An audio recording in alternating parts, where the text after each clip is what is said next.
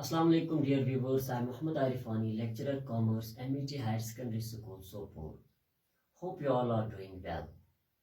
It is my first video lecture for class 11th, where I chose the topic of accounting equation, which is the second chapter of this 11th class accountancy.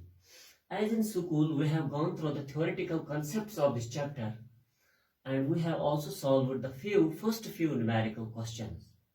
Today, we will solve the next question, which is the question number 4 of this chapter. But before going for the numerical question, I would like to recapitulate few theoretical concepts, the basic theoretical concepts of this chapter.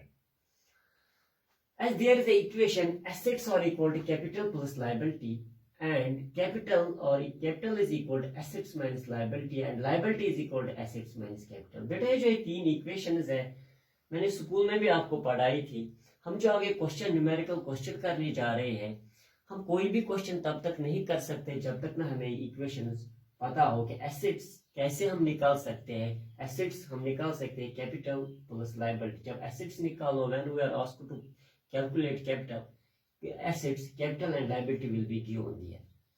जब capital और liability दी गई हो तो हम assets निकाल सकते हैं इन दोनों को प्लस करके.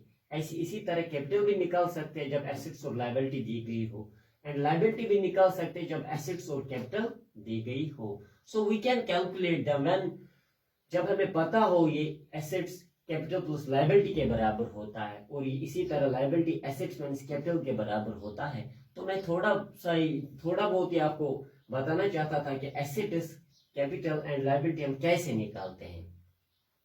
लेकिन अभी क्वेश्चन की तरफ जाने से पहले मैं आपको बताता चलूं कि ये जो एसेट है, कैपिटल है, लायबिलिटी है, these assets are also known as total equity, capital is also known as owner's equity, and liability is also known as creditor's equity. मैं आपको ये क्यों बता रहा हूँ, क्योंकि in question we have been asked to calculate the total equity and sometimes calculate the owner's equity or net worth, and sometimes we have been asked to calculate the creditor's equity. और जब आप ऐसे question देखते हो तो आप confuse हो जाते हो, सर हमने पढ़े हैं एसेट्स, तो इक्विटी क्या होती है, टोटल इक्विटी क्या होती है, क्रेडिटर्स इक्विटी क्या होती है, ओनर्स इक्विटी क्या होती है. एक्चुअली बेटा, these are the another names of assets. Assets के दूसरे नाम है टोटल इक्विटी, कैपिटल का दूसरा नाम है ओनर्स इक्विटी एंड नेटवर्थ, और लायबिलिटी का दूसरा नाम है क्रेडिटर्स इक्विटी. अब हम क्वेश्चन नंबर 4 की तरफ जाएंगे. ये थे कुछ बेसिक पॉइंट जो मैं यहाँ पे रिपीट करना चाहता था कि हम आगे क्वेश्चन कर पाए.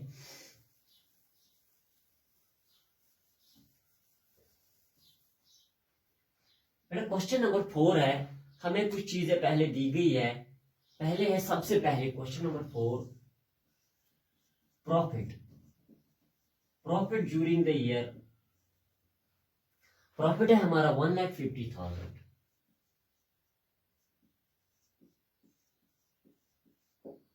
ड्राइंग्स है, drawings made during the year 3,60,000.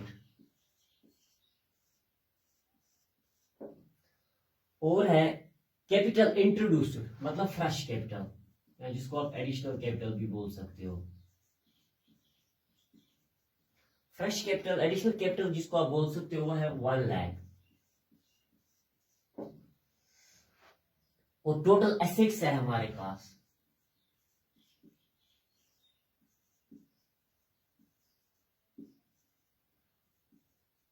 Total assets 6,60,000. और है क्रेडिटर्स इक्विटी. मैं अभी बोल रहा था कि creditors equity is the second name of liability. तो ये है एसेट्स, तो यहां पे है ये लायबिलिटी.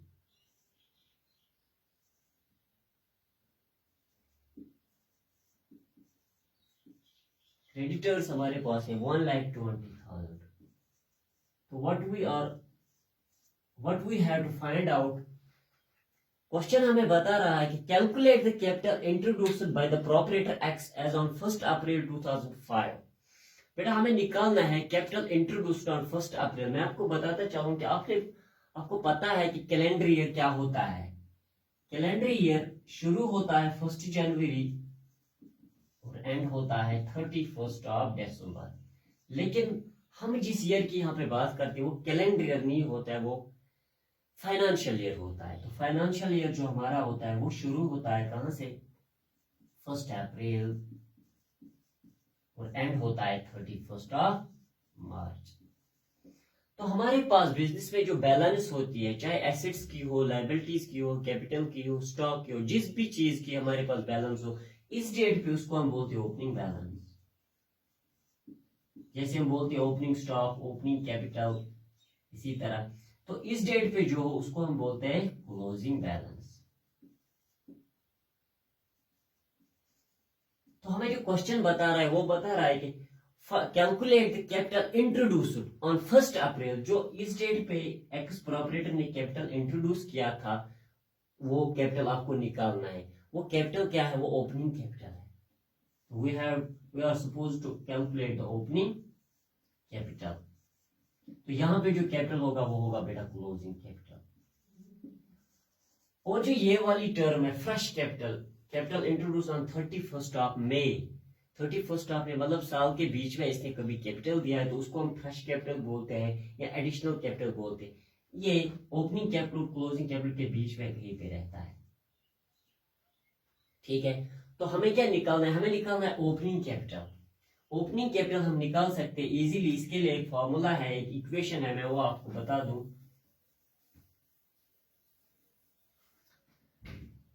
ओपनिंग कैपिटल हमें निकालना है, ओपनिंग